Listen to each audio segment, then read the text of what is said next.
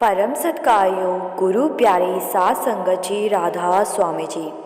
सात संगत जी, आज की साखी एक सत्संगी बीबी की सच्ची घटना है जी, जिसने एक पूरन गुरु से नामदान लिया हुआ था, परंतु उसके घर में उसका पति और उसका बेटा आए दिन मांस मछली घर पर ही पकाते थे और खाते थे।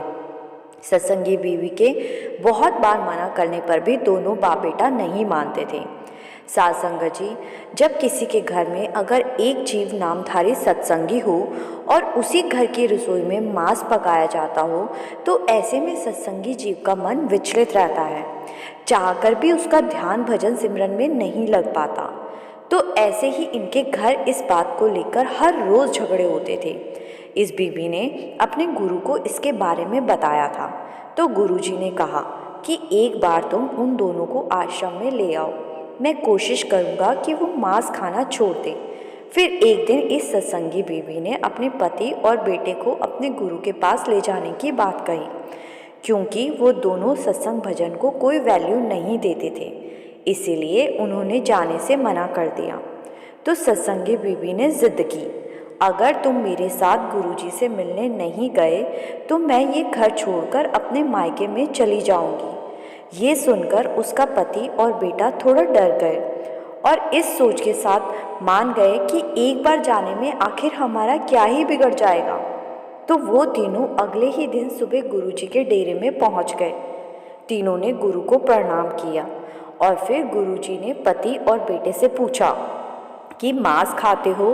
तो दोनों ने कहा जी हाँ। फिर गुरुजी ने पूछा तो पकाते भी खुद ही होंगे? दोनों ने जवाब दिया जी हाँ। फिर गुरु ने पूछा पकाते हो तो जीव की हत्या भी तुम ही करते होंगे? तो दोनों ने जवाब दिया जी नहीं गुरुजी, वो तो कसाई काट कर देता है। तो गुरुजी ने कहा कि मतलब कसाई ने जीव हत्या किसके लिए की? तुम्हारे लिए ना। मतलब जितना पाप में भागीदारी वो कसाई हुआ, उतने ही तुम दोनों भी हुए। गुरुजी ने देखा कि उनकी बातों का दोनों पर कुछ खास प्रभाव नहीं पड़ रहा था। फिर गुरुजी ने कहा कि क्या मांस की लत ऐसी होती है कि अगर किसी जानवर का मांस ना मिले तो इंसान मृत इंसान का मांस भी खा सकता है। ये सुनकर बेटा कांप गया और कहने लगा, नहीं गुरुजी, ये कैसी बात कर रहे हैं आप? तो गुरुजी ने कहा कि क्यों भाई, मांस तो मांस होता है, चाहे इंसान का हो या जानवर का। जब किसी इंसान की मृत्यु हो जाती है, जब तुम उसके शरीर को हाथ लगाने से भी कतराते हो और किसी जीव की लाश को खा जाते हो, तुम्हें पता है तुम्हें इसका कितना बड़ा अंजाम भुगतना पड़ेगा। फिर आगे गुरुजी ने समझाया कि उस विधाता ने तो भीष्म पितामह को भी नहीं बख्शा, तो तुम तो मामूली इंसान हो। भीष्म पितामह ने अपने पूर्व जन्म में जंगल में घूमते हुए एक चिड़िया को छल से पकड़ा था और उसके शरीर में नुकीले कांटे चुभाए थे, जिस वजह से तड़प तड़प के चिड़िया की मृत्यु हो गई थी। विधाता ने उनके लिए कांटों की शैया का इंतजाम कर दिया था, जो तुम दोनों ने भी टीवी में ज़रूर देखा होगा और कहानियों में पढ़ा होगा। सोचो, सिर्फ एक चिड़िया को मारने पर इतनी बड़ी सज़ा मिली कि उम्र भर कांटों पर सोना पड़ा। ऐसे ही धृतराष्ट्र ने भी हंसों के 100 बच्चे मारकर खाए थे, जिसके फलस्वरूप अगले जन्म में उसके 100 पुत्र हुए और महाभारत के युद्ध में 100 के 100 मारे गए। जरा सोचकर देखो, विधि का विधान कितना जबरदस्त तरीके से काम करता है। तुमने तो ना जाने अब तक कितने जीव पकाकर खाए होंगे। तुम्हें तो इसका हिसाब चुकाने के लिए हजारों जन्म लग जाएंगे। फिर गुरुजी ने कहा कि वो सामने एक चाकू पड़ा है, उसको उठाओ और जरा सा अपनी उंगली पर चलाओ। अगर तुमसे नहीं चलेगा तो मैं अपने किसी शिष्य को बोलता हूँ कि वो आकर तुम्हारी उंगली पर हल्का सा कट लगाए। ये सुनकर बाप बेटा कांपने लगे। तो गुरुजी ने कहा, हल्के से कट का नाम सुनते ही कांपने लगे। तो सोचो, जिस जीव को अपने मुंह के स्वाद के लिए तड़पा तड़पा कर मारते हो, उसको कितना दर्द, कितनी तकलीफ होती होगी। फिर दोनों पूछने लगे, तो गुरुजी आप बताओ हम क्या खाएं? गुरुजी ने कहा कि जब मालिक ने इस सृष्टि का निर्माण किया था, तब जानवर भी बनाए और इंसान भी। जानवरों को उसने विवेक की ताकत नहीं दी। इसीलिए अगर एक जानवर जंगल में दूसरे जानवर को मारकर खाता है तो ये गुनाह वो मालिक बख्श भी दे।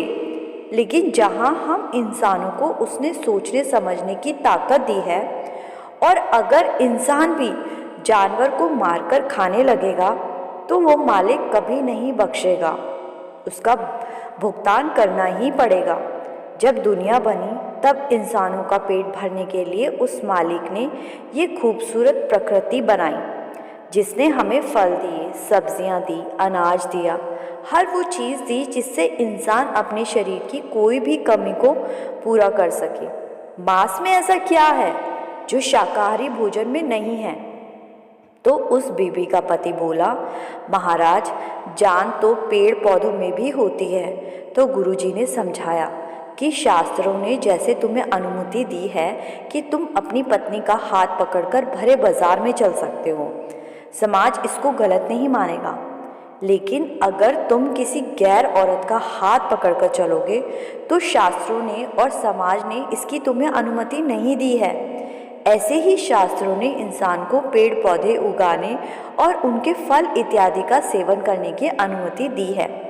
मालिक की नज़र में ये कोई गुनाह नहीं है। जैसे गाय चारा खाती है और दूध देती है, ऐसे ही पेड़ पौधे पानी और खाद लेते हैं और हमें फल सब्जियां इत्यादि देते हैं। लेकिन वहीं अगर किसी की हत्या करके उसके शरीर को खाया जाए तो ना शास्त्र इसकी अनुमति देते हैं और ना वो मालिक। सदना नाम का एक कसाई था जो आगे चलकर सदना भगत के नाम से जाना गया, जिसके नाम का जिक्र ग्रंथ साहिब में भी किया गया है। एक दिन ईद आई तो सदना ने ईद से एक दिन पहले शाम तक जितने बकरे काटे थे सब बेच दिए, क्योंकि ईद के त्यौहार के चलते अब दुकान 2 दिन तक नहीं खुलनी थी। तो सदना ने रात को दुकान बंद की और घर जाने लगा। तभी नगर के राजा का सिपाही आ गया और कहने लगा कि सदना, जल्दी से 2 किलो मांस दो, राजा साहब के कुछ खास मेहमान आए हैं। तो सदना कहने लगा कि मांस तो ख़त्म हो गया। तो सिपाहियों ने कहा कि नया बकरा काट कर उसमें से दे दो। तो सदना ने कहा कि 2 किलो तुम्हें दूंगा तो बाकी का मांस तो 2 दिन में खराब हो जाएगा, मेरा बड़ा नुकसान हो जाएगा। तो सिपाही कहने लगे, सोच लो सदना, तुम राजा को मांस देने के लिए मना कर रहे हो, अंजाम अच्छा नहीं होगा। तो सदना ने कहा, ठीक है, तुम चलो, मैं वहीं मांस लेकर पहुंचता हूँ। फिर सदना ने दिमाग लगाया कि मैं एक काम करता हूँ, बकरे के ऊपर का हिस्सा 2 किलो जितना काट लेता हूँ, जिससे बकरा मरेगा भी नहीं और मांस खराब होने से बच जाएगा, और 2 दिन बाद मैं इसको मार दूंगा, फिर मांस बिक जाएगा। सदना ने छुरी उठाई और बकरे की तरफ बढ़ने लगा। ये देख बकरा पहले तो रोने लगा, फिर बाद में हंसने लगा। तो सदना ने पूछा, तू रो रहा था वो तो समझ आती है, लेकिन हंस क्यों रहा है? बकरा बोला कि आज तू मेरे ऊपर का मांस उतार लेगा, जिससे मैं 2 दिन तक तड़पता रहूँगा। ये सोचकर मैं रो रहा हूँ, और हंस मैं इसलिए रहा हूँ कि तेरा मेरा खेल की जन्मों से चला आ रहा है। कभी तू कसाई बनता है और मैं बकरा, और कभी मैं कसाई तो तू बकरा, लेकिन आज तो तू खेल का नियम ही बदल रहा है।